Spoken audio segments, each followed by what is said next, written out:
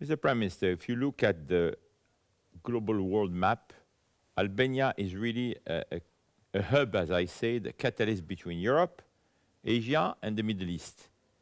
How do you see this role to be in the future in terms of geoeconomics, in terms of geopolitics?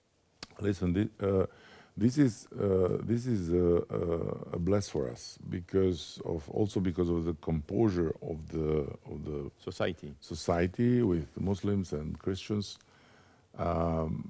Thanks God, with no problems.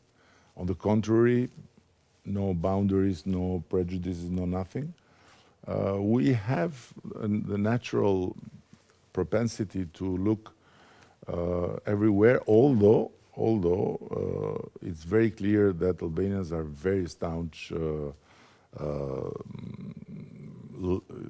EU and Europe in general lovers. So Europe has always been our dream.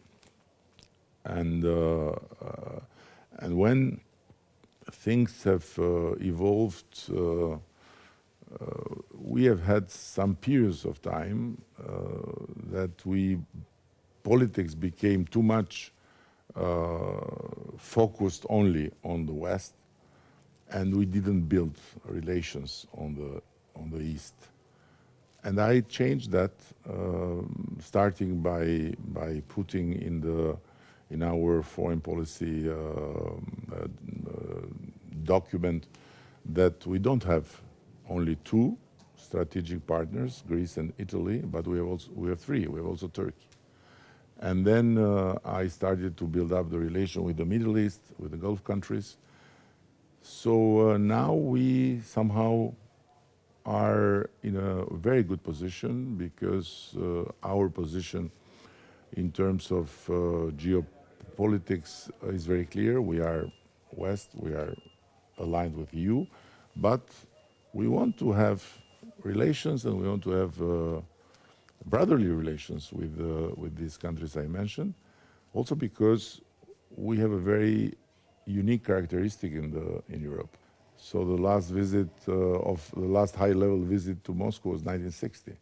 So we never visited Kremlin and never had a visit from Kremlin or from a government official because of our history, but also because there is no appetite to get closer to Russia.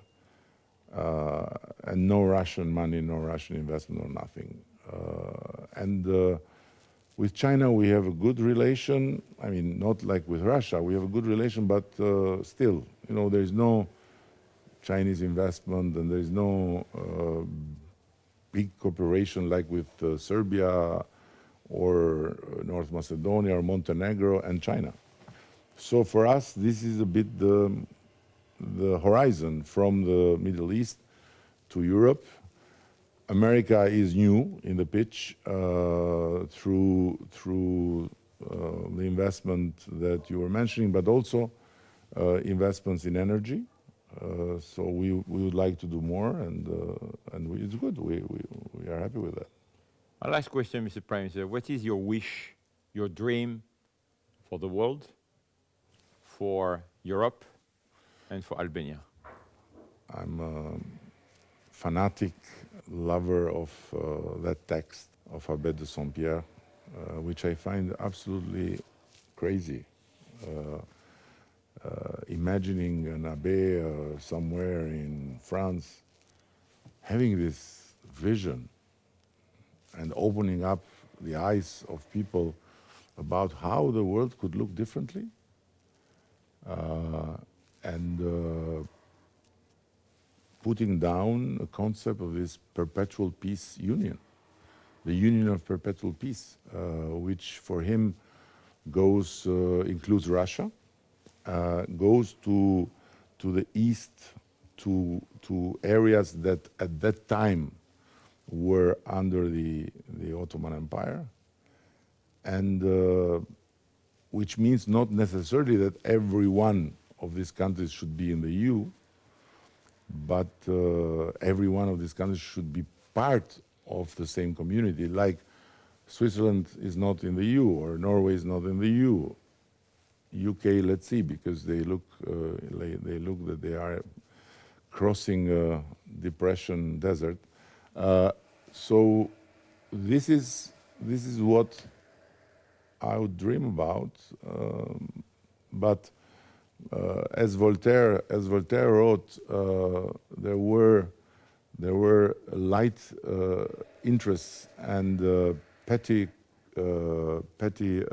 caprices that didn't allow this big vision to, because at the end it's the egos, it's the individuals in time, and the EPC is a bit that, because France has always carried this idea of a larger Europe without necessarily all in the European Union.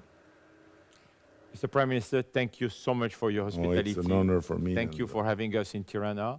We hope to see you in Riyadh to our FII flagship conference in October.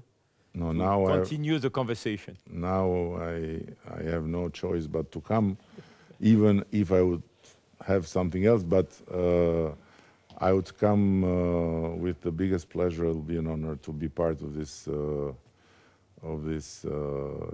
movement, of this sect.